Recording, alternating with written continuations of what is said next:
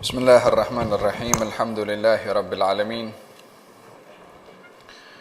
Wassalatu wassalamu ala asyrafil mursalin Sayyidina Muhammadin wa ala alihi wa sahbihi ajma'in.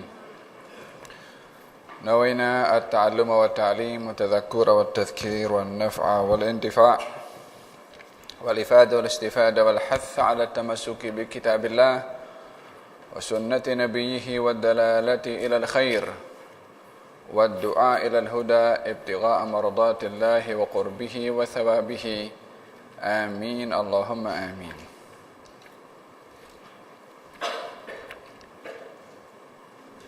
Kita sampai kepada ayat yang keberapa? 20? 24, 25. 25. A'udzu billahi minasyaitonir rajim. Bismillahirrahmanirrahim.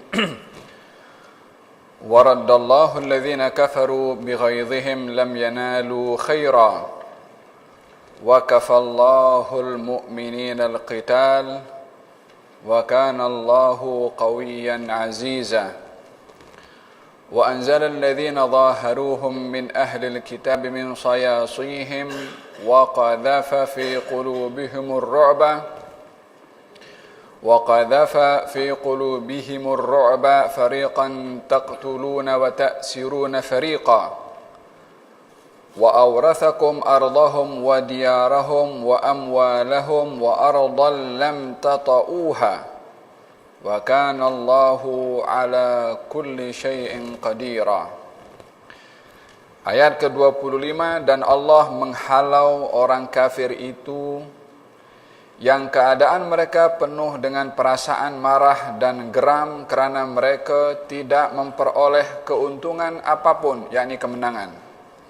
Cukuplah Allah yang menolong menghindarkan orang mukmin dalam peperangan, dan Allah Maha Kuat lagi Maha Perkasa.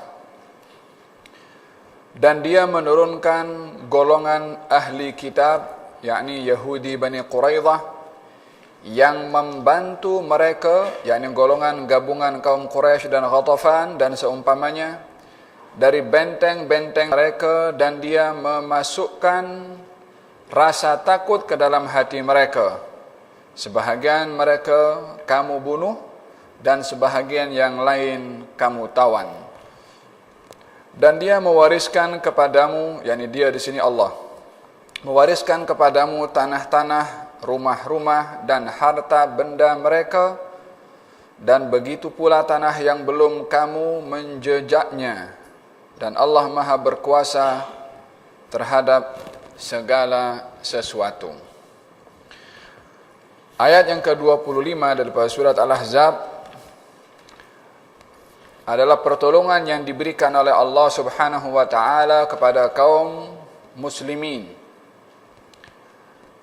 dengan Allah menghantarkan angin dan suasana atau musim sejuk yang menyentuh ke badan mereka sehingga mereka tidak selesa dengan keadaan sedemikian, dan angin yang begitu keras itu dapat mencabut kemah-kemah mereka, tumbang.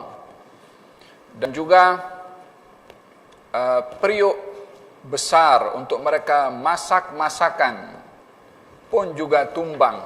Ianya sebagai gambaran dahsyatnya angin yang berhembus ketika Allah hantarkan angin itu untuk mengusir kaum musyrikin daripada mengepung sekian lama kepada kaum muslimin, yang pada akhirnya mereka kembali ke kota Makkah. Saya ingat kelas yang lalu saya perbahaskan sampai akhir bagaimana tipu muslihat yang dibuat oleh salah seorang Quraisy yang memeluk kepada agama Islam, yang akhirnya mengelirukan dan menipu kepada kaum musyrikin kalau berlakunya pengkhianatan daripada kaum Yahudi Bani Quraidah terhadap mereka. Saya ingat saya tak perlu ulang balik, dalam kelas yang lalu saya sudah perbahaskan hal yang sedemikian. Intinya kemenangan itu diraih oleh kaum muslimin dengan datangnya pertolongan dari Allah Subhanahu wa taala kepada kaum muslimin, dan pertolongan itu dalam bentuk dihantarkan angin yang begitu dahsyat yang menumbangkan kemah mereka, menumbangkan periuk mereka, sehingga mereka mengatakan tiada tempat, tiada ruang untuk kami kekal berada di sini sebab keadaan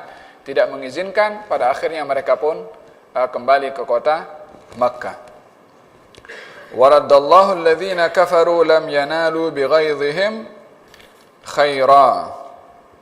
Waraddallahu alladhina kafaru. Ayat 20 berapa? 25 ya. Ayo. Waraddallahu alladhina kafaru bighaidhihim. Allah mengembalikan orang-orang kafir dalam keadaan mereka geram dan marah. yakni marah karena tidak berjaya untuk menaklukkan kaum muslimin, tidak meraih kemenangan dalam peperangan tersebut walaupun jumlah kaum musyrikin waktu itu adalah amat besar. Lam yanulu khaira, mereka tidak mendapatkan kebaikan apapun, la harta rampasan perang, wala menang dalam peperangan, bahkan mereka rugi masa, rugi tenaga, rugi duit. Perjalanan daripada Mekah ke Madinah, perjalanan Mekah daripada Madinah itu pun masa, duit, tenaga, persiapan dan segalanya mereka rugi. Sementara daripada kaum muslimin tidak mendapatkan, mereka tidak menang dalam peperangan itu. Bahkan orang yang besar di antara mereka terbunuh dalam peperangan Khandaq, sebagaimana diceritakan dalam kelas yang lalu bagaimana Amr bin Abdi Wid yang beradu satu lawan satu dengan Sayyidina Ali bin Abi Thalib, dan Amr bin Abdi Wid adalah salah seorang yang dikenal dengan yang gagah dan kuat, akan tetapi kalah ketika beradu satu lawan satu bersama dengan melawan kepada Sayyidina Ali bin Abi Thalib karramallahu wajhah. Maka dengan demikian mereka pun pada akhirnya kembali ke kota Mekah dalam keadaan hampa. Wa anzalal ladzina dhaharuhum min ahlil kitab. Lalu Allah Subhanahu wa taala menjatuhkan, merendahkan golongan orang-orang yang membantu kaum musyrikin daripada golongan ahlul kitab, direndahkan, dikeluarkan oleh Allah daripada sayasihim, daripada benteng-benteng mereka. Senario perjalanan peperangan Khandaq ini adalah idea yang dicetuskan oleh seorang bernama Huyai bin Akhtab An-Nadhiri. Senario peperangan Khandaq bermula daripada satu orang. Orang ini jenis licik dan Yahudi. Dendam kepada baginda Rasulullah sallallahu alaihi wa ala alihi wasallam, maka dia datang kepada satu benteng terakhir yang masih kekal berada berhampiran dengan kota Madinah, yaitu benteng Yahudi Bani Quraidah. Kita dalam sejarah ada 3 puak Yahudi yang dekat dengan kota Madinah: Bani Qainuqa, Bani Nadhir, Bani Quraidah. Bani Qainuqa dihalau sebab berlaku khianah. Bani Nadhir dihalau sebab berlaku khianah. Jadi perjanjian awalnya perjanjian damai antara kaum muslimin dengan Yahudi, jangan kacau satu dengan yang lain. Masing-masing menjaga keamanan. Tapi kalau ada pelanggaran akan dihukum. Ternyata pelanggaran dilakukan terlebih dahulu oleh golongan Yahudi yang mereka pada akhirnya dihukum, dan mereka sedar hukuman itu layak untuk mereka, sebab itu perjanjian awalnya dengan Nabi. Bani An-Nadhir ketika dihalau tak puas hati.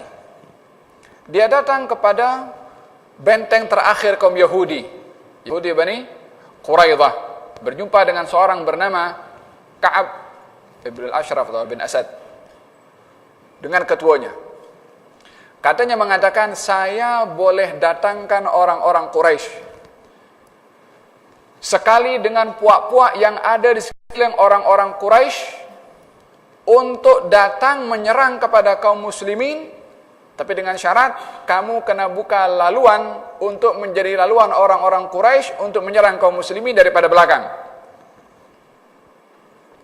Yani laluan daripada hadapan sudah dihalang dengan parit, tak boleh masuk. Hanya ada satu laluan daripada belakang. Maka kata ketua Yahudi Bani Quraidah mengatakan, kamu ini datang bawa malapetaka kepada saya. Selama kami berjiran dengan Muhammad, kami tidak pernah diganggu. Kamu sekarang mengajak kepada kami untuk berkhianah, melakukan satu khianatan yang kami akan tanggung resiko bila mana kemenangan diraih oleh Muhammad dan kaum muslimin. Kata Huyai bin Akhtab mengatakan, ya Ka'ab, saya ini datangkan sekian ramai tentera. Tak mungkin Muhammad akan menang dalam peperangan ini. Huyai bin Akhtab sudah membuat sudah membuat satu perancangan halus untuk membuat satu kekuatan daripada orang golongan yang memang memusuhi kepada kaum muslimin. Siapa? Orang Quraisy. Kan sedang berperang mereka, orang Quraisy dengan kaum muslimin. Orang Yahudi nak mereka berperang, tapi mereka tengok. Mereka tak mau berperang, tapi mereka main di belakang, remote. Mereka datang kepada kaum Quraisy, jumpa dengan Abu Sufyan. Katanya, engkau kumpulkan semua kekuatan, kami tolong engkau daripada belakang. Kami bagi laluan. Engkau pun dah bermusuhan dengan Muhammad. Engkau pun ingin membunuh kepada Muhammad. Kami tolong engkau daripada belakang. Laluan akan diberikan, dana diberikan. Tak ubahnya dulu dengan sekarang, samalah. Yang berperang orang lain, dia orang main di belakang tabir. Dulu pun macam tu. Kata Abu Sufyan mengatakan, kamu ini adalah bangsa yang mendakwa, ajaran kamu datang daripada langit. Muhammad ini pun juga mendakwa hal yang sama. Jangan-jangan kamu dengan dia kong kali kong nak membahayakan kepada kami. Kata siapa? Abu Sufyan cerdik. Kata Huyai bin Akhtab mengatakan, agama kamu lebih benar daripada agama Muhammad. Kata Abu Sufyan, apa buktinya? Kalau kamu sujud kepada Tuhan kami, baru kami akan percaya akan perkataan kamu. Itu Huyai bin Akhtab tunjukkan berhala sujud kepada berhala. Walaupun agamanya sendiri agama Yahudi, agama teologi, tidak menuhankan selain Allah subhanahu wa ta'ala, tapi untuk memerangi Rasulullah dan kaum muslimin, puas hati, ridha untuk sujud kepada berhala. Yang penting berjaya menyusun satu kekuatan untuk membumi hanguskan kaum muslimin. Haula'i ahda minal ladzina amanu sabila. Tidakkah kamu melihat dalam orang-orang yang diberi oleh Allah utu nasiban minal kitab yu'minuna bil jibti wat taghut. Tidakkah kamu tengok kepada orang yang beriman kepada diberikan oleh Allah Alkitab, Taurat dan Injil, beriman kepada al-jibti wat taghut, yakni sujud kepada berhala itu, dan mengatakan kepada kaum musyrikin, kamu ahda minal ladzina amanu sabila, kamu lebih mendapatkan hidayah berbandingkan kepada orang-orang yang beriman kepada Muhammad. Sujud. Abu Sufyan baru puas hati. Kalau sekarang baru aku percaya. Susun kekuatan. Abu Sufyan melalui hubungan diplomatik dengan kabilah Ghatafan dan beberapa kabilah yang lain, buat satu perjanjian. Jom kita habiskan ini Muhammad dan kaum muslimin. Mereka berpakat satu kekuatan yang begitu besar. Siapa punya idea? Satu orang saja, Yahudi tapi. Maka terciptalah satu kekuatan dan peperangan yang pada akhirnya berakhir dengan kekalahan yang dialami oleh kaum al-musyrikin. Allah tidak meninggalkan perbuatan mereka itu sebab mereka punca utamanya. Peperangan Khandaq sebab utamanya Yahudi yang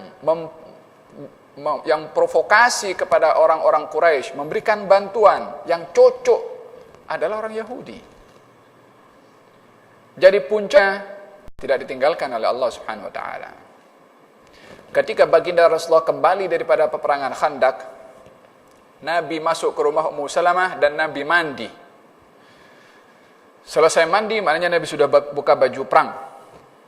Jibril datang dengan menaiki baghlah menyerupai seseorang, dan di baghlah itu ada macam gatifah, macam pelana tapi yang dilapisi dengan sutra. Kata Jibril mengatakan, ya Rasulullah, adakah kamu sudah buka baju perang? Kata baginda Rasulullah, ya kami sudah buka baju perang. Kata Jibril, kami para malaikat belum lagi buka baju perang. pakai lagi baju perangmu, dan pergi ke perkampungan Yahudi Bani Quraidah. Pengkhianat utama, otaknya di situ. Nabi panggil semua kaum muslimin, suruh bersiap sedia untuk keluar dan mengepung perkampungan Yahudi Bani Quraidah. Karena akarnya di situ, sumbernya di situ. Wa anzalal ladzina zaharuhum min ahlil kitab. Allah Subhanahu wa taala telah mengeluarkan mereka orang-orang Yahudi yang membantu kepada orang-orang musyrik tadi yang untuk menyusun kekuatan memerangi kaum muslimin, dikeluarkan daripada benteng-benteng mereka. Apa yang terjadi?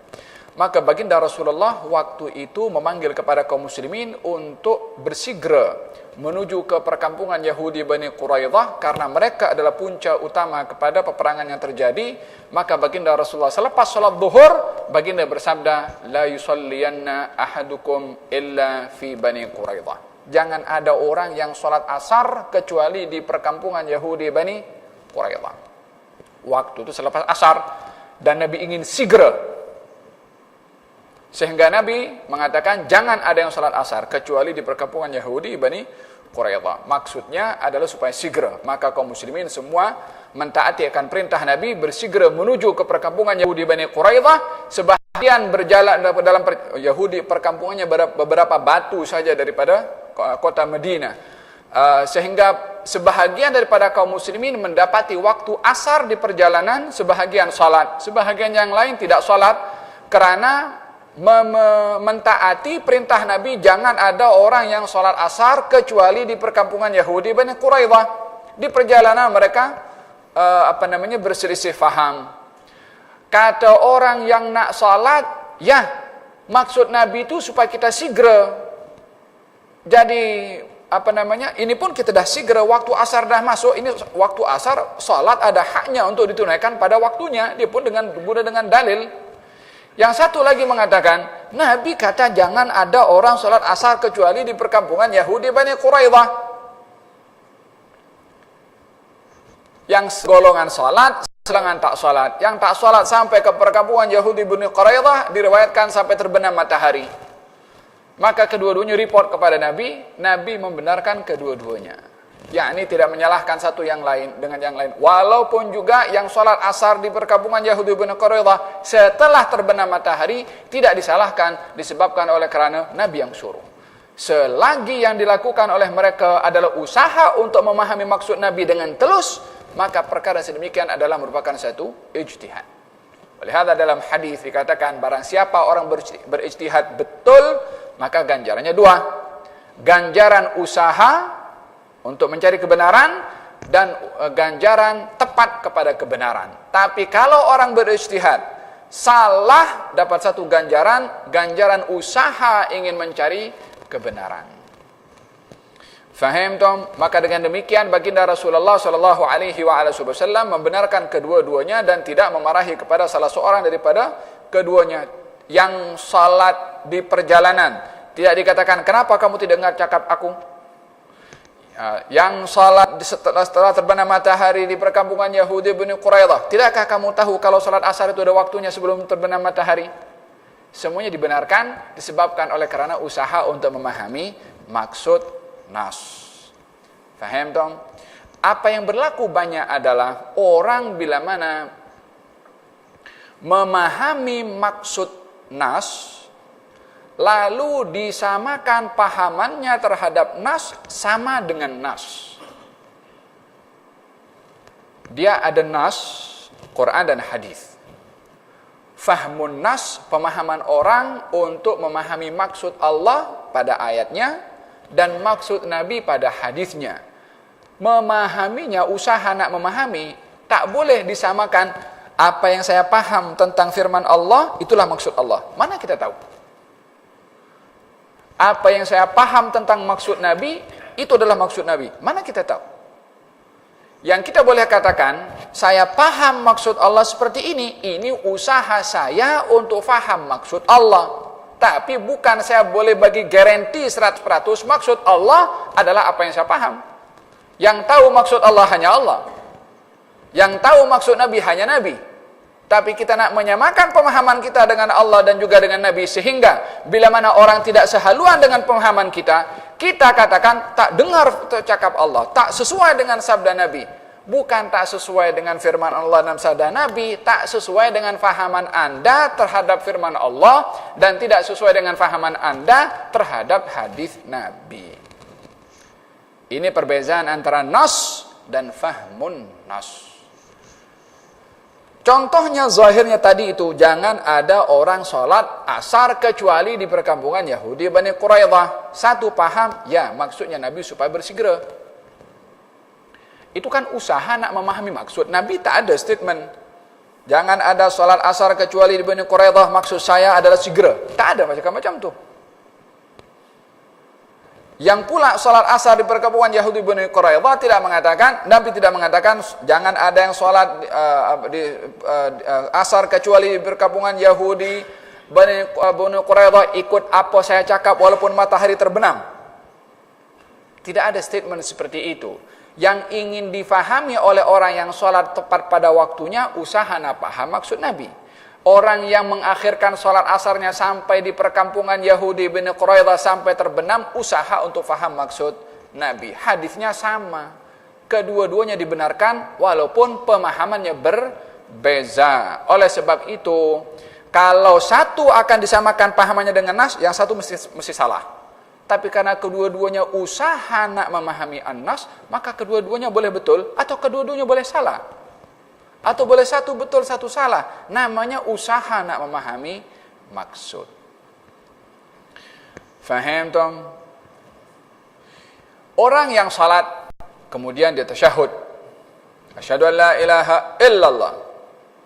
Dalam hadis dikatakan waharraka, dan Nabi menggerakkan tangannya. Satu paham menggerak-gerakkan, satu paham menggerakkan. Yang memahami menggerakkan daripada bawah ke atas. Yang memahami menggerak-gerakkan, ya dia pusing berkali-kali. Kalimatnya sama, menggerakkan, hanya bahasa Arabnya lah. Difahaminya menggerakkan dan menggerak-gerakkan. Usaha nak memahami berbeza. Yang memahami menggerakkan sekali saja, macam kita, mazhab Imam Syafi'i. Yang memahami menggerak-gerakkan seperti mazhab Imam Maliki. Makanya kadang-kadang berkali-kali. Dia bukan salah menggerakkan berkali-kali. Cara memahami nas itu adalah berbeza. Tapi kalau yang memahami menggerak-gerakkan macam ini, menyalahkan kepada yang menggerakkan sekali sahaja, tak ikut sunnah Nabi. Dia sudah bina hukum tak ikut sunnah Nabi mengikut fahamannya terhadap hadis Nabi. Ini bidang ilmu ini ada orang ulamanya yang pakar untuk membahas, bukan orang awam. Untuk nak bergaduh pasal hal-hal yang dia sendiri bahasa Arabnya mungkin tak paham. Dan dalam hal ini perkara yang terkait dengan nusus syar'iyyah, hadis ataupun ayat, biarkan orang yang pakar dalam bidang ini bercakap. Kalau tidak, idza wusidal amru ila ghairi ahlihi fantadhir as-sa'ah. Kalau perkara ini diserahkan kepada orang yang bukan ahlinya, tunggu kehancurannya. Dah bergaduh dah pun. Disebabkan oleh karena masing-masing tunjuk pandai. Falhasil, jangan ada orang sholat asar kecuali di perkampungan Yahudi Bani Quraidah. Maka kaum muslimin bersegera, ada yang sholat, ada yang tak sholat, yang pada akhirnya mereka diselesaikan oleh baginda Rasulullah SAW. Berhari-hari Nabi mengepung perkampungan Yahudi Bani Quraidah, dan benteng itu cukup kuat dan cukup tegar sehingga susah untuk diruntuhkan dan dirobohkan. Oleh karena sekian lama, lebih daripada 15 hari dikepung oleh baginda Rasulullah, yang pada akhirnya mereka bersetuju untuk keluar daripada benteng mereka, tapi dengan syarat mereka mahu menerima hukuman bukan daripada Nabi. Mereka bersedia, mereka mengaku salah, mereka mengaku berkhianat, tetapi mereka mahu menerima hukuman dengan syarat, kalau hukuman itu diputuskan oleh salah seorang sahabat Nabi bernama Sa'ad ibnu Mu'adz. Sa'ad ibnu Mu'adz salah seorang Ansar yang ada hubungan baik dahulu sebelum Islam dengan Yahudi Bani Quraidah. Jadi mereka ada macam koalisi. tahaluf. Ada kerjasama satu puak dengan puak yang lain. Di antara golongan Ansar sebelum Islam yang ada hubungan baik dengan Yahudi Bani Quraidah adalah golongannya Sa'ad bin Mu'adz. Maka kaum Yahudi mengatakan, kami mahu menerima apa saja hukuman yang diputuskan oleh Sa'ad bin Mu'adz. Bayangan orang Yahudi mengatakan, Sa'ad bin Mu'adz kita punya best friend, mesti dia bagi hukuman kepada kita yang ringan. Maka dia tak mahu, Nabi bagi keputusan mahu Sa'ad bin Mu'adz. Kata baginda Rasulullah, setuju. Gal panggil Sa'ad bin Mu'adz. Sa'ad bin Mu'adz waktu itu ada di Madinah. Di Madinah beliau sakit terkena senjata oleh seorang bernama Ibnul Arfa wala Ibnul Arqah, menghunuskan panahnya mengenai kepada badan Sa'ad bin Mu'adz dan cukup parah sakitnya. Ketika panah itu kena, dia berdoa dengan dua doa. Katanya, ya Allah, jangan engkau matikan aku sebelum engkau tunjuk kepada aku hukuman yang engkau beri kepada Yahudi Bani Quraidah. Ya Allah, bila mana masih ada peperangan sekali lagi melawan kepada musyrikin Quraisy, biarkan saya join dalam peperangan itu. Di permintaannya dua tadi. Di bawah Sa'ad bin Mu'adz dalam keadaan sakit waktu itu dibina emergency clinic di masjid, di halaman masjid Nabi. Dan itu ada beberapa kemah untuk merawat pesakit, termasuk Sa'ad bin Mu'adz. Maka ketika itu dibawa Sa'ad bin Mu'adz daripada Madinah ke perkampungan Yahudi Bani Quraidah, karena Yahudi Bani Quraidah bersetuju dengan keputusan Sa'ad bin Mu'adz. Ketika Sa'ad bin Mu'adz datang ke perkampungan Yahudi Bani Quraidah, baginda Rasulullah bersabda, "Qumu ila sayyidikum." Berdirilah kamu untuk menyambut tuan kamu. Yani orang yang mulia dimaksudkan adalah Sa'ad bin Mu'adz. Semua sahabat berdiri menyambut kedatangan Sa'ad bin Mu'adz. Di sini diambil satu faedah, seseorang bila mana berdiri menyambut orang yang mulia adalah perkara yang dibenarkan, bahkan digalakkan, disebabkan oleh kerana Nabi sendiri yang menyuruh orang lain berdiri menyambut kedatangan Sa'ad bin Mu'adz. Dan tiada pertembungan antara hadis Nabi ketika Nabi datang, para sahabat berdiri menyambut kedatangan Nabi. Lalu Nabi bersabda, duduk kamu jangan sanjung saya seperti mana kaum Kristen sanjung kepada Isa putra Maryam. Sa'ad bin Mu'adz datang, Nabi suruh berdiri. Nabi datang, sahabat berdiri, Nabi suruh duduk. Jadi mana yang betul? Kalau dalam bentuk penghormatan, siapa yang lebih layak dihormati, yang lebih terhormat? Nabi atau Sa'ad bin Mu'adz? Tak ada duanya Rasulullah SAW. Tapi kenapa Nabi ketika datang sahabat berdiri suruh duduk, ketika Sa'ad bin Mu'adz datang Nabi suruh orang berdiri?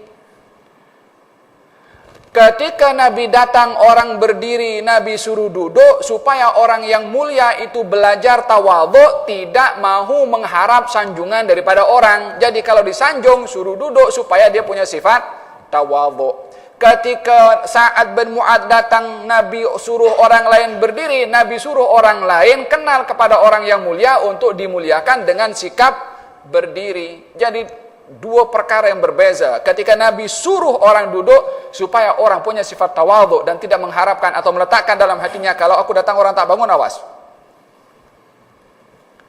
Itu ditunjukkan oleh Nabi. Siapa yang lebih layak untuk disanjung lebih daripada Nabi? Tidak ada. Tapi Nabi sendiri yang layak untuk disanjung seperti itu, tunjuk sifat tawadhu. Tapi kalau orang berdiri pun sanjung kepada Nabi SAW, itu memang yang diperintahkan untuk hormat kepada orang yang mulia. Menghormati orang yang mulia dengan berdiri adalah satu adab dan satu perkara yang digalakkan dalam syarak. Orang yang mulia bila mana orang lain berdiri, jangan takabur, jangan sombong, jangan menuntut orang menyambut kedatangannya untuk dengan berdiri. Yang satu ajar sifat tawadhu, yang satu ajar sifat hormat kepada orang yang mulia. Faham dong?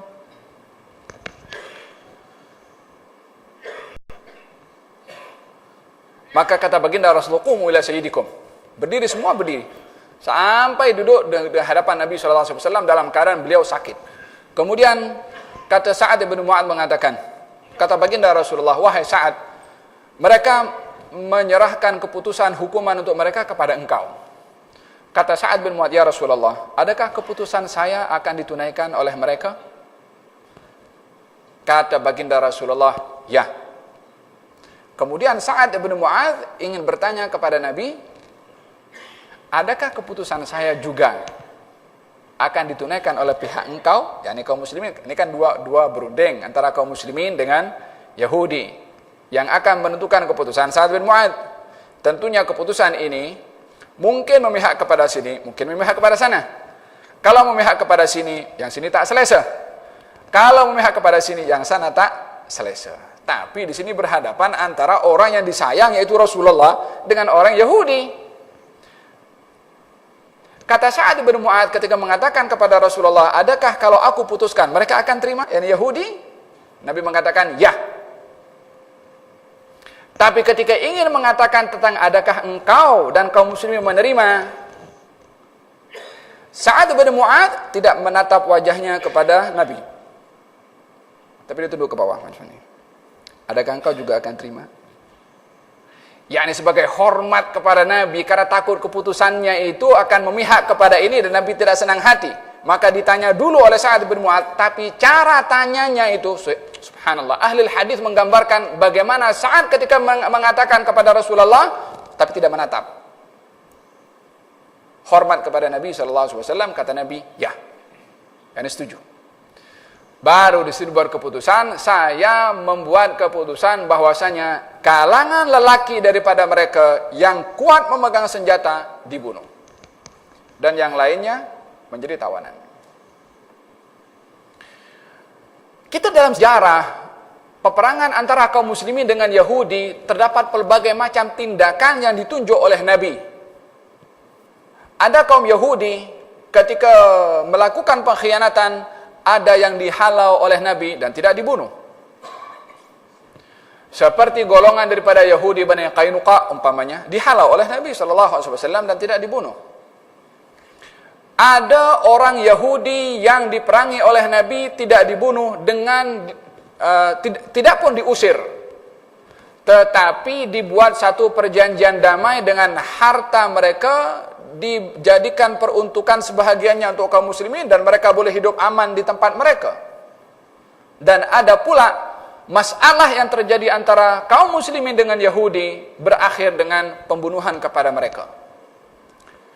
Jadi tindakan Nabi ketika ada masalah dengan negara jiran istilahnya, walaupun ianya Yahudi, adalah bukan tindakannya sama, tapi diukur masalahnya, silapnya, problemnya itu di mana. Kepada Yahudi Bani Qainuqa, Nabi halau. Kepada Yahudi Khaybar, Nabi tidak menghalau. Tapi harta mereka dijadikan harta rampasan perang, sebahagian, bukan seluruhnya. Sebagian yang lain boleh dimanfaatkan oleh kaum Yahudi Bani Khaybar. Sebahagiannya diserahkan kepada kaum muslimin, karena mereka kalah dalam peperangan itu. Dan kepada Yahudi Bani Quraidah diputuskan agar supaya lelaki yang kuat memegang senjata dibunuh. Apa sebab? Masalah yang berlaku kepada satu demi satu berbeza, hukuman pun juga berbeza. Yahudi Bani Quraidah adalah otak kepada peperangan yang berlaku dalam peperangan Khandaq, yang kalau berjaya maka kaum muslimin akan dibantai habis. Ianya berbeza dengan kesilapan Yahudi Bani Qainuqa yang hanya menodai satu perempuan muslimah, yang akhirnya berlaku pergaduhan antara muslim dengan Yahudi, dan kedua-duanya meninggal dunia, pada akhirnya dihalau oleh baginda Rasulullah sallallahu alaihi wasallam. Yahudi Bani Quraidah ingin membunuh Nabi dengan ingin menjatuhkan batu daripada atas kepada Nabi, dan ini adalah satu pengkhianatan juga yang dihalau oleh Nabi sallallahu alaihi wasallam. Ini terkait dengan pribadi Nabi, tapi Yahudi Bani Quraidah mengancam keselamatan wanita, kanak-kanak dan umat Islam. Maka di sini tindakannya, hukumannya berbeza. Jadi di sini Nabi memberitahukan tentang hukuman bergantung kepada kesilapan. Walaupun kepada bangsa Yahudi. Ini Yahudi, itu Yahudi, itu Yahudi, tapi hukumannya berbeza. Faham tom? Maka Nabi ketika mendengarkan statement daripada Sa'ad ibn Mu'adz, kata baginda Rasulullah, kamu sudah membuat satu keputusan yang datang daripada langit yang ketujuh. Maksudnya itu keputusan yang dikehendaki oleh Allah Subhanahu wa taala, disebabkan oleh karena jarimah jenayah yang dilakukan oleh kaum Yahudi Bani Quraidah adalah amat dahsyat berbandingkan kepada yang lainnya. Maka semuanya orang-orang yang lelaki yang memegang senjata, yang mampu memegang senjata dibunuh, dan adapun yang lainnya adalah menjadi tawanan. Oleh sebab itu Allah berfirman, wa anzalal ladzina zaharuhum min ahlil kitabi min sayasihim wa qadhafa fi qulubihim ar-ru'ba fariqan taqtuluna wa ta'siruna fariqa. Dan Allah mengeluarkan golongan orang-orang ahlul kitab yang membantu orang-orang Quraisy, dikeluarkan daripada benteng-benteng mereka, dilemparkan dalam hati mereka perasaan takut. Sebahagian daripada mereka kamu bunuh dan sebahagian yang lain kamu tawan. Siapa yang dibunuh? Orang-orang lelaki yang mampu pegang senjata. Siapa yang ditawan? Daripada selain mereka, baik orang tua atau kanak-kanak ataupun perempuan. Yang pada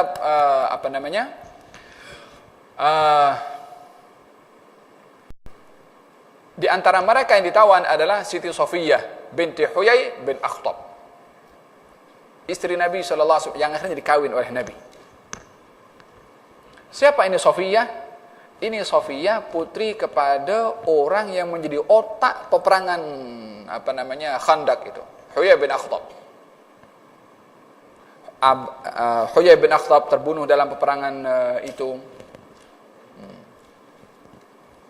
yang pada akhirnya dinikahi oleh baginda Rasulullah SAW. Saya ingat pernikahannya waktu itu dalam peperangan Khaybar atau peperangan ini juga.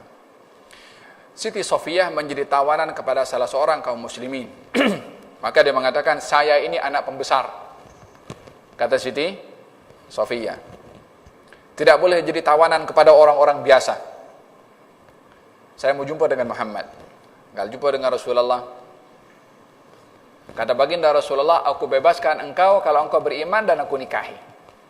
Mas kawinnya adalah dibebaskan. Maka bersetuju. Karena hidup dalam keadaan menjadi hamba sahaya berbeza dengan merdeka, dan itu adalah amat mencabar kepada seorang bangsawan. Dan ini adalah merupakan satu cara dalam berdakwah apa yang sesuai kepada individu seperti itu. Orang bangsawan menjadi hamba sahaya tidak sama dengan orang biasa menjadi hamba sahaya. Amat mencabar kepada golongan bangsawan. Nabi menawarkan kebebasan dan akan dinikahi oleh Nabi SAW. Setuju. Nikah. Malam pertama Nabi berada di kemah bersama dengan Siti Safiyah. Kata Siti Safiyah mengatakan, ini Siti Safiyah sendiri yang cerita, gal malam pertama itu sepanjang malam beliau explain kepada saya apa sebab peperangan ini terjadi, supaya saya faham kenapa peperangan ini terjadi, yang bukan kehendak Nabi untuk memerangi, tapi karena bangsa Siti Safiyah sendiri daripada Yahudi yang melakukan satu kesilapan yang besar, yang melayakkan satu tindakan peperangan daripada Nabi SAW. Cerita dulu. Katanya, bermula daripada saya malam itu yang amat benci kepada dia, menjadi orang yang paling saya sayang malam itu juga. Kata-katanya itu subhanallah, berubah daripada orang yang paling saya benci menjadi orang yang paling saya sayang. Kata Siti Safiyah terhadap baginda Rasulullah, malam itu juga seorang bernama Abu Ayyub Al-Ansari standby di hadapan kemah Nabi. Waktu itu malam pertama Nabi dengan Siti Safiyah, dia pegang pedang macam ni. Baginda Rasulullah malam-malam keluar, nampak Abu Ayyub. Katanya, Abu Ayyub, apa kamu buat di sini? Kali ya Rasulullah, kamu tahulah sekarang ini kita baru selesai peperangan melawan kepada Yahudi. Ini pula perempuan yang ada di dalam kemah engkau adalah bangsa mereka. Aku risau dia menyimpan satu hasrat tak baik, melakukan perkara yang memburukkan kepada engkau, melukai ataupun membunuh kepada engkau. Aku standby, nampak dia gerak sikit, pedang aku dah terbang dulu. Kata baginda Rasulullah, semoga Allah menjaga engkau seperti mana engkau menjaga nabinya. Kata Nabi, pergi sana. Tak apa yang dijaga.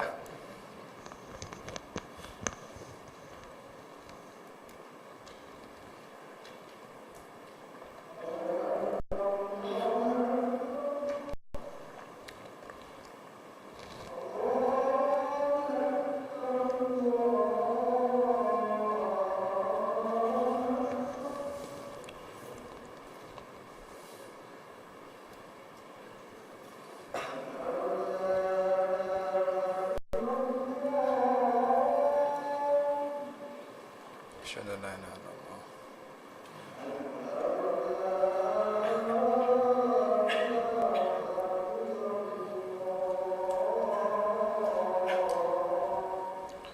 Asyhadu an la ilaha illallah.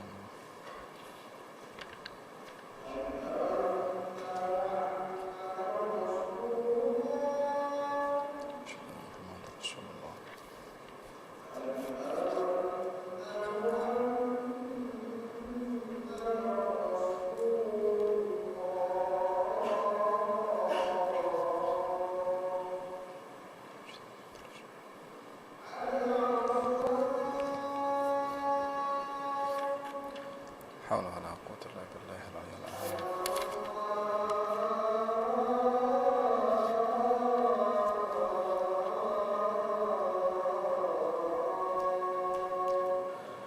حول ولا قوة إلا بالله العلي العظيم. حول ولا قوة إلا بالله العلي العظيم.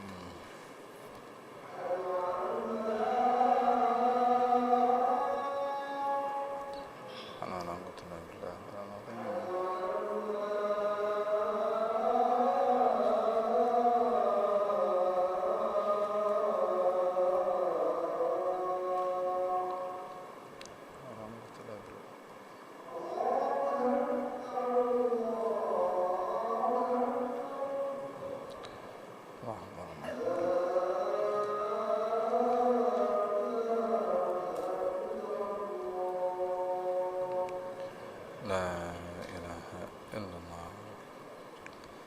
اللهم رب هذه الدعوة التامة صلاة آت سيدنا محمدا الوسيلة شرفا درجة العالية الرفيعة المقامة ودنا الذي امتهنك لا تخلف الميعاد.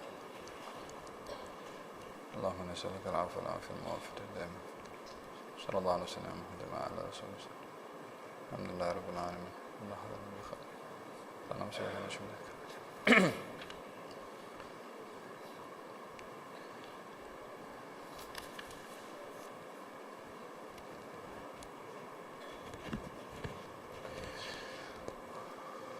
وأورثكم أرضهم وديارهم وأموالهم وأرضا لم تطئوها وكان الله على كل شيء قديرا. Dan Allah akan mewariskan kepada kamu wahai kaum muslimin ardhahum, tanah mereka, wa diyarahum, rumah-rumah mereka, wa amwalahum, dan harta mereka, yakni Yahudi, harta ahlul kitab atau Yahudi, wa ardan lam tata'uha, dan Allah akan mewariskan kepada kamu tanah yang belum kamu pijak. Yang dimaksudkan adalah tanah Khaybar. Tanah Khaybar, yakni bermakna ketika kaum Yahudi ketika itu dihukum, maka harta mereka menjadi harta rampasan perang, tanah mereka menjadi hak milik kepada kaum muslimin, dan juga rumah mereka adalah menjadi hak kepada kaum muslimin yang akan diagihkan mengikut ketetapan yang diberikan oleh Nabi sallallahu alaihi wasallam. Dan Allah menjanjikan tanah yang lain, yakni selain daripada tanah Yahudi Bani Quraidah sebagaimana saya jelaskan, tanah yang lain dimaksudkan adalah tanah perkampungan Yahudi Khaybar. Khaybar dia agak jauh sedikit daripada kota Madinah, tapi di situ juga ada Yahudi. Dulu ada 4 puak Yahudi. 3 saya sebutkan tadi, yang terakhir adalah Yahudi Khaybar yang pada akhirnya jatuh ke tangan kaum al-muslimin. Permintaan Sa'ad bin Mu'adz tadi yang minta 2 kepada Allah. Yang pertama adalah minta agar supaya tidak dimatikan oleh Allah kecuali ditunjukkan hukuman Allah kepada Yahudi Bani Quraidah. Sudah pun ditunjukkan oleh Allah dengan keputusan Sa'ad bin Mu'adz. Dan yang kedua adalah Sa'ad bin Mu'adz mengatakan, kalau masih ada lagi peperangan melawan kepada orang-orang Quraisy, jangan engkau matikan saya, untuk dia join dalam peperangan itu. Akan tetapi Sa'ad bin Mu'adz pada akhirnya meninggal dunia setelah membuat keputusan hukuman terhadap Yahudi Bani Quraidah, dan setelah itu tiada lagi peperangan melawan kepada orang Quraisy. Bermakna doa Sayyidina Sa'ad bin Mu'adz dikabulkan oleh Allah, dan itu adalah peperangan terakhir melawan kepada orang Quraisy. Setelah itu sudah berlaku perjanjian damai yang namanya perjanjian damai Al-Hudaybiyah, pada tahun kelima atau keenam daripada hijrahnya Nabi SAW. Peperangan yang ada setelah itu tidak melawan kepada orang Quraisy. Setelah itu tiada lagi peperangan kecuali Fathu Makkah. Pada tahun ke-8 disitulah kota Makkah jatuh ke tangan kaum al-muslimin. Dengan demikian Sa'ad bin Mu'adz meninggal dunia setelah dikabulkan dua-dua permintaannya oleh Allah Subhanahu wa taala. Ya ayuhan nabi qul li azwajika in kuntunna turidna al-hayata ad-dunya wa zinataha fata'alayna umatti'kunna wa usarrihkunna sarahan jamila wa in kuntunna turidna Allah wa rasulahu wad-dar al-akhirah fa inna Allah a'adda lil muhsinati minkunna ajran 'azima. Wahai seorang nabi, katakan kepada istri-istri kamu, bila mana kamu menghendaki akan kehidupan keduniaan dan perhiasannya, maka kemarilah kamu aku berikan dan aku ceraikan kamu dengan perceraian yang baik. Bila mana kamu mahukan Allah dan Rasulnya dan ganjaran negeri akhirat, maka sesungguhnya Allah menyediakan terhadap orang-orang yang baik di antara kamu ganjaran yang besar. Ayat bercerita tentang kehidupan rumah tangga Nabi dan problematika yang terjadi di rumah tangga baginda Rasulullah sallallahu alaihi wasallam sebagai manusia, sebagai bashar, sebagai orang yang mempunyai keluarga dan lumrahnya kehidupan keluarga, asam garamnya pun juga ada, itu pun juga terjadi kepada baginda Rasulullah sallallahu alaihi wasallam. Terdapat beberapa kejadian di rumah tangga Nabi, problem rumah tangga yang banyak juga berlaku kepada rumah tangga manusia secara amnya. Kebiasaannya adalah mengenai ekonomi, cemburu, emosi, dan hal-hal yang tidak bersebab. Maka dengan demikian Allah menguraikan di dalam Al-Quranul Karim tentang beberapa problem rumah tangga Nabi. Dan dalam hal ini tidaklah sepatutnya untuk difahami problem rumah tangga Nabi yang dikisahkan oleh Allah sebagai satu pendedahan tanpa sebab. Tapi ianya pendedahan yang mempunyai sebab yang diperlukan supaya semua manusia dapat menyikapi seperti mana sikap yang ditunjukkan oleh Nabi ketika menghadapi problem di dalam rumah tangganya. Dalam ayat ini diceritakan tentang masalah problem ekonomi, nafkah, dan banyaknya problem atau file yang diangkat kepada jabatan agama orang yang menuntut cerai rata-rata adalah problem masalah nafkah. Yang tak cukup, yang satu, macam-macam. Tapi kebanyakan juga masalahnya adalah masalah nafkah. Nakkan hidup mewah, nakkan hidup semuanya dipenuhi keperluan keduniaannya. Tengok bagaimana apa yang berlaku kepada rumah tangga Nabi SAW. Katanya, ya ayuhan nabi, wahai seorang nabi, katakan kepada istri-istri kamu. Istri-istri Nabi ketika ayat ini turun, ada 9. Semua total istri Nabi ada 11. 2 meninggal sebelum baginda Rasulullah SAW dan 9 meninggal setelah Rasulullah SAW. Beberapa istri Nabi datang menuntut kepada Nabi nafkah yang lebih. Nabi ketika diangkat menjadi Nabi ada 2 pilihan yang ditawarkan oleh Allah kepada Nabi melalui Jibril. Pilihan pertama, menjadi raja, kaya raya, dan menjadi Nabi. Pilihan kedua, menjadi hamba, yakni yang bukan raja, dan menjadi Nabi. Kalau menjadi raja dan menjadi Nabi, tak kurang pun darjat Nabi. Demikian menjadi orang biasa, menjadi Nabi, pun juga tidak kurang darjat Nabi. 2 pilihan. Maka pilihan itu yang ditawarkan oleh Allah melalui Jibril kepada Nabi, Nabi offer balik kepada Jibril. Hai Jibril, yakni bermusyawarah, minta pendapat. Daripada dua pilihan ini yang mana perlu saya ambil? Maka Jibril menundukkan kepalanya macam ni. Isyarat untuk bertawadhu'. Dan yang lebih hampir untuk seorang punya sifat tawadhu' adalah bila mana dia menjadi orang biasa. Maka Nabi memilih untuk menjadi hamba dan menjadi Nabi.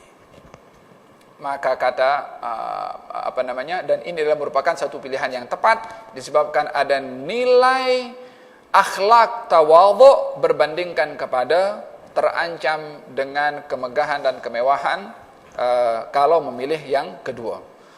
Maka baginda Rasulullah memilih kepada kalau memilih yang pertama, memilih yang kedua untuk menjadi orang biasa dan menjadi Nabi SAW. Maka dengan demikian baginda Rasulullah hidup dalam keadaan yang sangat sederhana. Nak kata miskin pun. Sirah menceritakan bagaimana kehidupan baginda Rasulullah SAW dari segi pakaiannya bertampal, dari segi makannya, kalau makan sehari tak pernah kenyang. Kemudian saat 3 anak bulan muncul tak ada api yang menyala di rumahnya. Riwayat-riwayat itu memberitahukan tentang kehidupan yang miskin yang dilalui oleh Nabi SAW. Maka satu hari sebagai sifat manusia yang ingin hidup selesa, yang ingin berhias, yang ingin hidup mewah, yang ingin menikmati kenikmatan keduniaan, dan itu perkara yang lumrah kepada manusia. Maka istri Nabi datang meminta kepada baginda Rasulullah sedikit tambahan daripada nafkah yang lebih daripada yang dimampui atau kemampuan Nabi SAW. Karena permintaan mereka begitu mendesak sehingga baginda Rasulullah yang tidak punya apa yang akan diberikan, baginda Rasulullah susah hati. Ketika baginda Rasulullah susah hati, Nabi duduk ketika itu didatangi oleh Sayyidina Abu Bakr As-Siddiq. Datang ke rumah Nabi dan meminta izin jumpa dengan Nabi, maka didapati Nabi dalam keadaan susah hati, maka Sayyidina Abu Bakar pun segan untuk bercakap. Disebabkan keadaan Nabi tidak mengizinkan Sayyidina Abu Bakar untuk bercakap dengan Nabi. Sebab dalam keadaan susah. Kadang-kadang orang kalau dalam keadaan tak okey atau dalam keadaan mood tak elok, jangan bercakap hal-hal yang bikin dia makin marah ataupun tidak sesuai dengan keadaan. Maka Sayyidina Abu Bakar diam. Tak lama Sayyidina Umar datang. Nampak dua orang diam, dia pun duduk diam juga. Kata Sayyidina Umar, aku nak bikin joke supaya Nabi ketawa.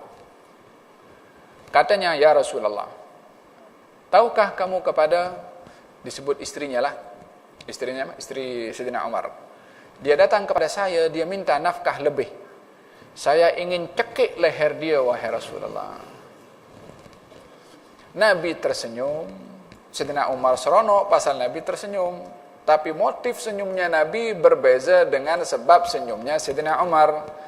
Sayyidina Umar senyum pasal Nabi senyum. Nabi senyum pasal kes Sayyidina Umar sama dengan kes Nabi.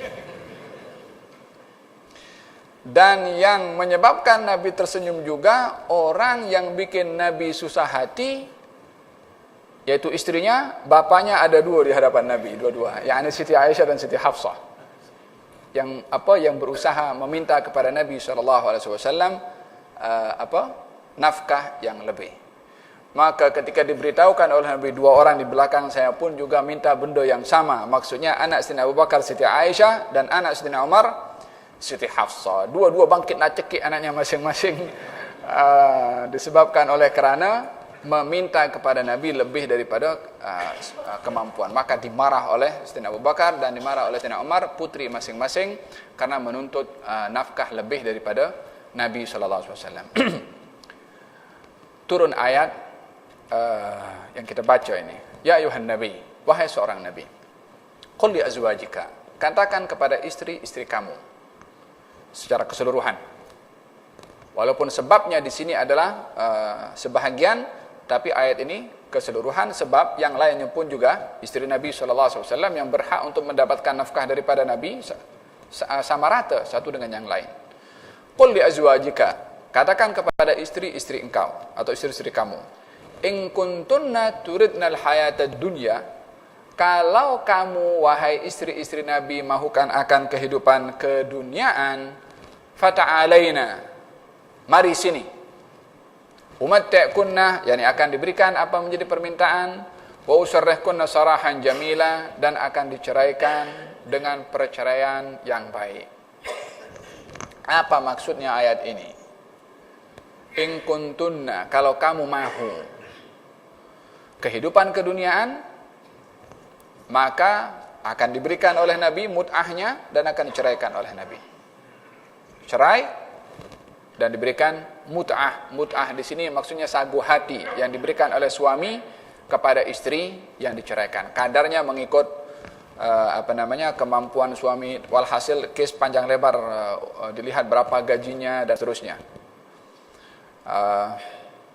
Tapi kalau kamu mahu Allah dan Rasulnya dan ganjaran di akhirat, maknanya memilih untuk bersama dengan Nabi dalam keadaan apa adanya kepada Nabi daripada kehidupan ekonominya, dengan bersabar dan akan mendapatkan ganjaran di negeri akhirat, maka Allah menyediakan kepada orang-orang yang baik di antara kamu wahai istri Nabi ganjaran yang besar.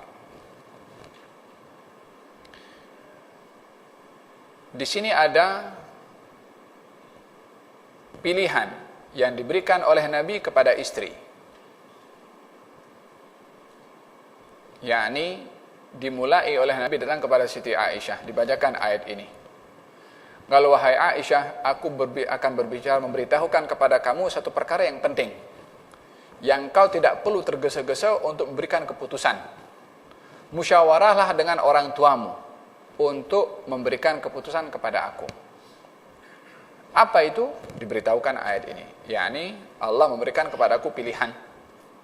Kalau engkau nak kekal bersama dengan aku, ya, terima dengan keadaan apa yang ada.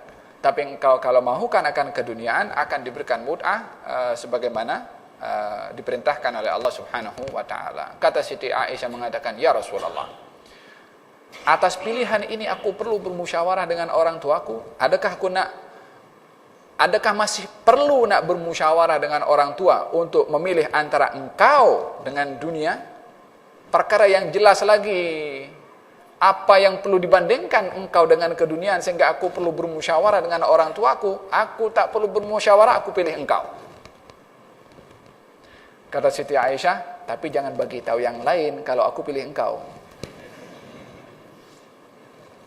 Kata Nabi, "Aku akan bagi tahu semua kalau engkau pilih aku, supaya yang lain boleh meniru kepada Siti Aisyah, karena kedudukan Siti Aisyah adalah lebih disayang oleh Nabi berbandingkan kepada yang lain." Istri Nabi semuanya tahu kalau Siti Aisyah adalah orang yang paling disayang oleh Nabi sallallahu alaihi wa ala alihi wasallam. Sehingga Sayyidina Umar bin Khattab pernah menegur kepada putrinya. Katanya, "Kamu jangan cemburu kepada Nabi kalau Nabi bagi kasih sayang lebih kepada Aisyah." Kata siapa? Kata Sayyidina Umar, "Bagi tahu kepada Siti Hafsah." As-sahabat semuanya sedar siapa orang yang paling disayang oleh Nabi daripada istri-istri Nabi sallallahu alaihi wasallam. Dapat mertua baik baginda Rasulullah sallallahu alaihi wasallam. Faham dong? Walihada kata Allah kata Siti Aisyah mengatakan, "Aku tak perlu untuk bermusyawarah, aku pilih engkau."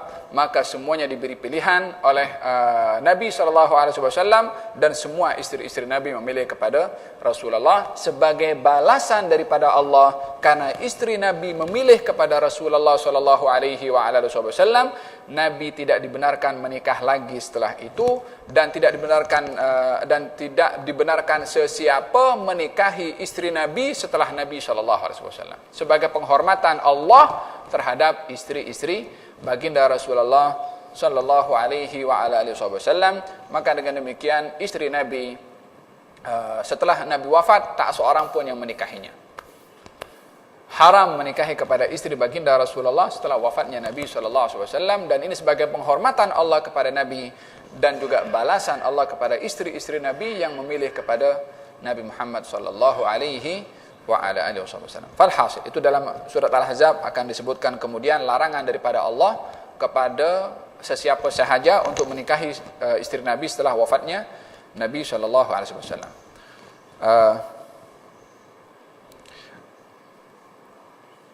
Di sini diceritakan tentang bagaimana Nabi memberikan pilihan dan problem yang dihadapi dalam rumah tangga baginda Rasulullah sallallahu alaihi wasallam, dan Allah menguraikan dalam ayat ini usarrihkunna sarahan jamila, yakni aku ceraikan engkau dengan perceraian yang indah.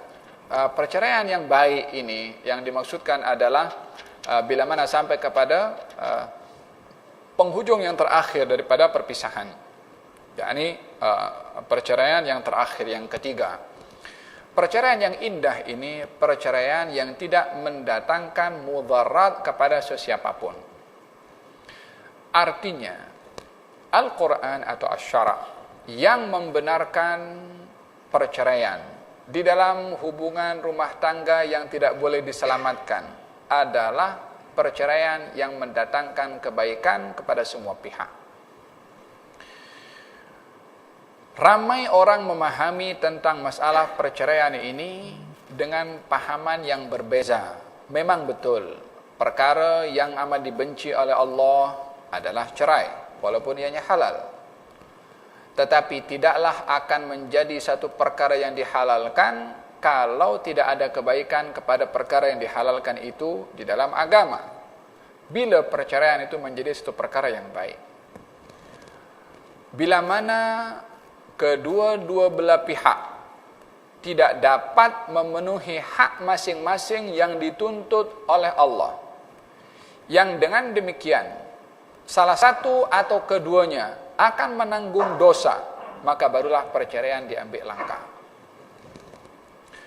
Oleh sebab itu, kita kalau melihat di dalam Al-Quranul Karim bagaimana Allah Subhanahu wa ta'ala menceritakan tentang problem rumah tangga untuk diselesaikan, Allah tidak langsung direct kalau kamu udah begaduh cerai. Tak. Wallati takhafuna nushuzahunna fa'idhuhunna wahjuruhunna fil madaji'i wadribuhun fa in ata'nakum fala tabghu 'alaihinna sabila. Kalau kamu nampak daripada istri-istri kamu nusyuz, yakni sikap yang tidak sopan, fa'idhuhunna, nasihati dia. Berapa lama? Ya seberapa lama kamu mampu menasihati, bukan sekali dua. Tak berjaya nasihat, wahjuruhunna fil madaji', yakni wahjuruhunna fil madaji', jauhkan diri kamu daripada tempat katil-katil kamu. Yakni maksudnya apa? Bukan pindah ke hotel, tak.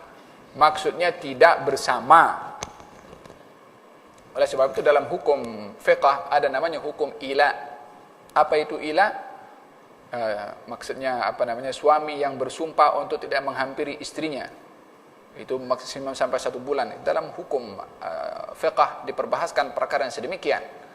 Dan ini terkait bahagian daripada hukum syara', dan salah satu hikmahnya adalah untuk menjadikan satu pelajaran kepada mereka masing-masing.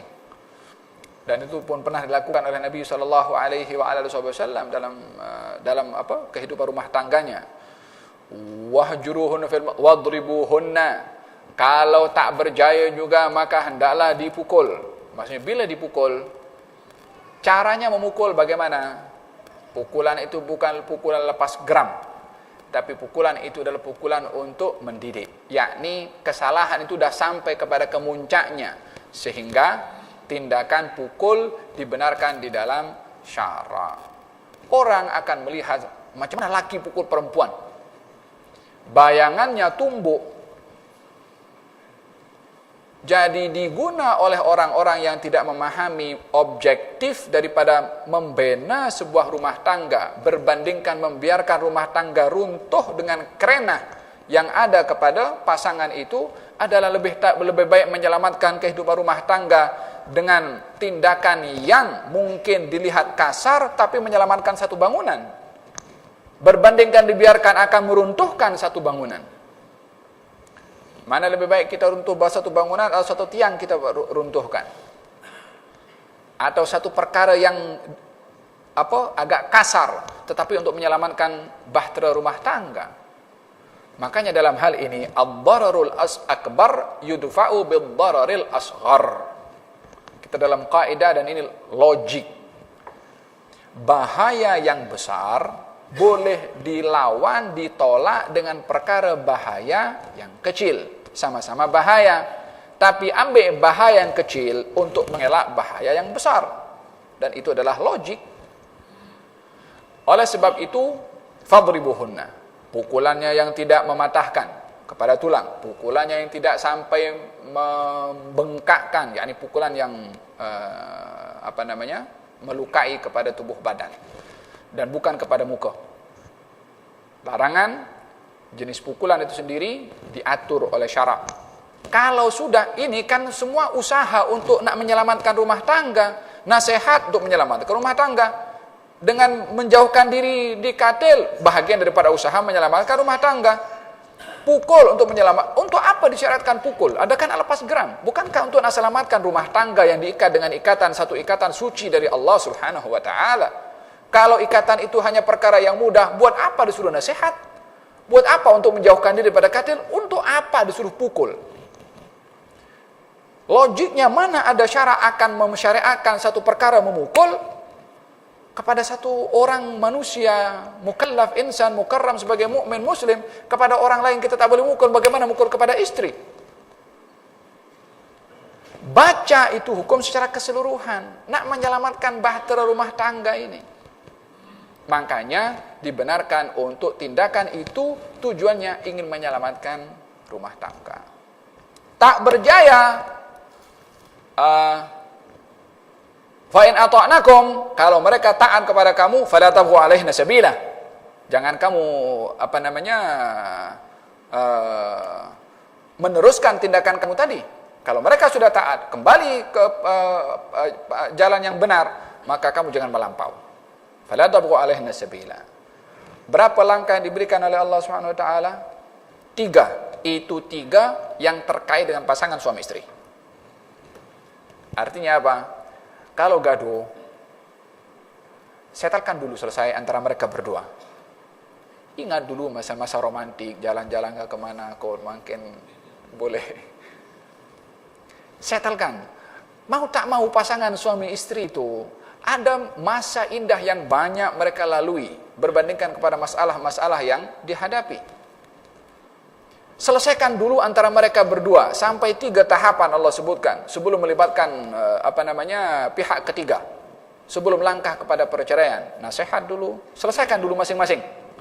Tak boleh, maka pindah kepada langkah yang ketiga. Wa in syiqaqa bainihima, fab'athu hakaman min ahlihi wa hakaman min ahliha. Kalau kamu tengok ini mereka tak boleh selesai antara mereka berdua, fab'athu hakaman min ahlihi wa hakaman min ahliha. Hantar wakil daripada laki-laki, hantar wakil daripada perempuan. Wakil ini bertemu satu dengan yang lain, bincang. Sebelum dihantarkan wakil masing-masing, pihak ketiga kena campur tangan. Pihak ketiga campur tangan, dudukkan lelaki suami, dudukkan istri, dan pihak ketiga adalah orang yang bijak.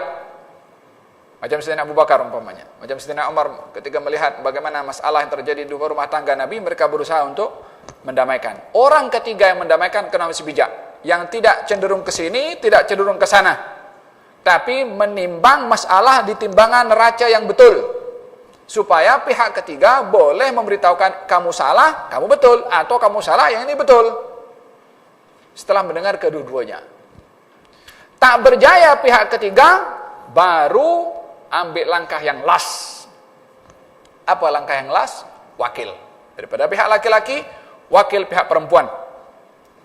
Wakil ini berunding, masing-masing telah mendapatkan info daripada laki-laki, masing-masing dapat info daripada perempuan. Perundingan ini makan masa. Bukan hari ini berunding, hari ini setelkan masalah. Tengok dulu masalahnya macam mana, yang mana betul, yang mana salah. Kalau sudah sampai kepada peringkat wakil ini mendapatkan maklumah daripada kedua belah pihak, tak boleh bersatu, baru di sini langkahnya adalah perceraian. Tengok bagaimana ayat Allah sebutkan. syiqaqa bainihima fab'athu hakaman min ahlihi wa hakaman min ahliha in yurida islahan yuwaffiqillahu bainahuma. Kalau kedua-dua wakil ini, wakil laki dan wakil perempuan menghendaki perdamaian, Allah tidak mengatakan menghendaki perdamaian atau perceraian.